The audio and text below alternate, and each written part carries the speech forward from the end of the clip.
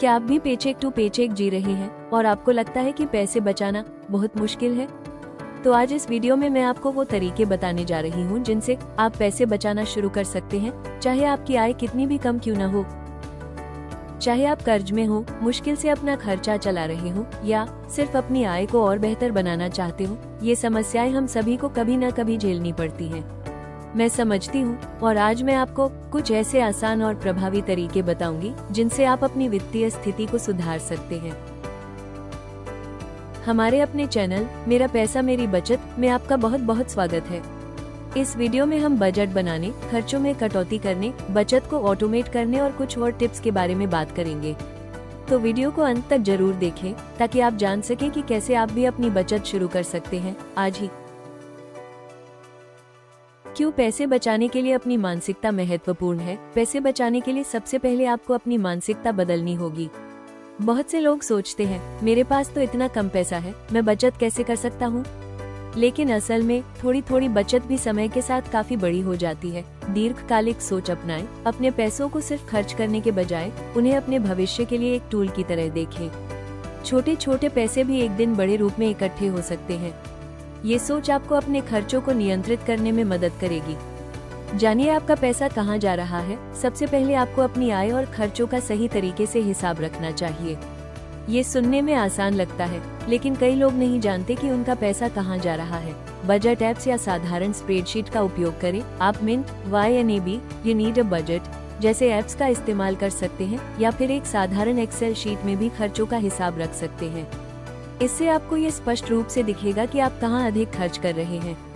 पहले अपने स्थिर खर्चों पर ध्यान दें, जैसे किराया, बिजली का बिल, परिवहन, और फिर अपने वैकल्पिक खर्चों को ट्रैक करें, जैसे बाहर खाना खाना या शॉपिंग। टिप: कभी कभी छोटी छोटी खरीदारी जैसे रोज का कॉफी या बाहर का खाना बड़ा खर्च बन जाते हैं। इन्हें देखिए और पता करें कि कहाँ आप कटौती कर सकते हैं। बजट बनाना क्यों जरूरी है? जब आपने अपने खर्चों को ट्रैक कर लिया तो अगला कदम है एक बजट बनाना। इसका मतलब यह नहीं कि आपको खुद को पूरी तरह से रोकना होगा, बल्कि यह संतुलन का सवाल है।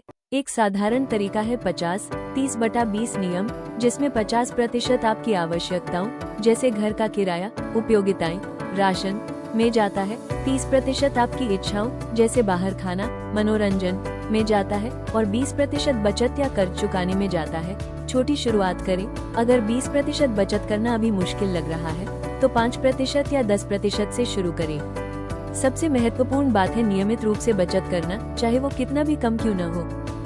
ध्यान दें, कहाँ कटौती की जा सकती है। अब जब आपको ये पता चल गया है कि आपका पैसा कहाँ जा रहा है, तो समय है खर्चों में कटौती करने का।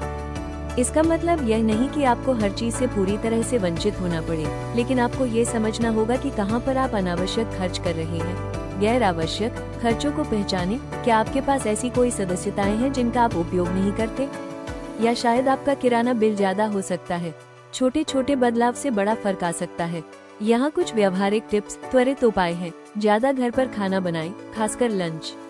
वीकेंड्स में मील प्रेप करें, इससे समय और पैसे दोनों बचेंगे।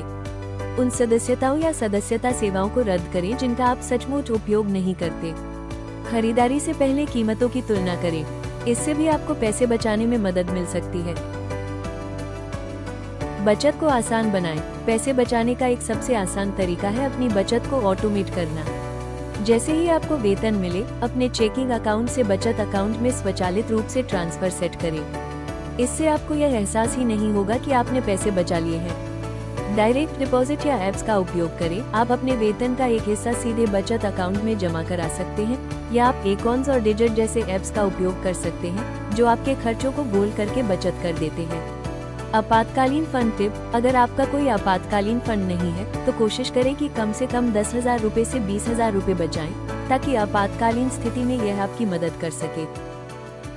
कर्ज क्यों बचत को मुश्किल बनाता है? अगर आप कर्ज में हैं, तो आपके लिए बचत करना काफी मुश्किल हो सकता है। इसलिए सबसे पहले आपको कर्ज को कम करने पर ध्यान देना चाहिए। न्यूनतम भुगतान से अधिक भुगतान करें। अगर आप केवल न्यूनतम भुगतान कर रहे हैं तो ये कर्ज को ज्यादा समय तक बढ़ा देता है। कोशिश करें कि आप ज्यादा भुगतान करें, भले ही थोड़ी अतिरिक्त राशि ही सही। डेब स्नोबॉल या डेब डेवलांच तरीका: डेब स्नोबॉल पद्धति अपनाएं, जिसमें आप सबसे छोटे कर्ज को पहले चुकाते हैं, या डेब डेवलांच पद्धति अपनाएं, जिसमें आप उच्च ब्याज वाले कर्ज को पहले चुकाते हैं। अतिरिक्त आय के अवसर देखें। अगर आपको अपनी बचत में मुश्किल हो रही है तो सोचिए कि आप अपनी आय कैसे बढ़ा सकते हैं। कई साइड हसल्स और फ्रीलांसिंग के अवसर हैं जो अतिरिक्त पैसे कमा सकते हैं। फ्रीलांसिंग, गिग इकोनॉमी या पुराने सामान बेचना। अगर आपके पास कोई खास स्किल है तो आप अपवर्क या फाइवर जैसे प्लेटफॉर्म्स पर फ्रीलांसिंग कर सकते हैं। या फिर अगर आपके पास पुराने सामान है तो आप उन्हें ईबे, फेसबुक मार्केटप्लेस या पोस्टमार्क पर बेच सकते हैं।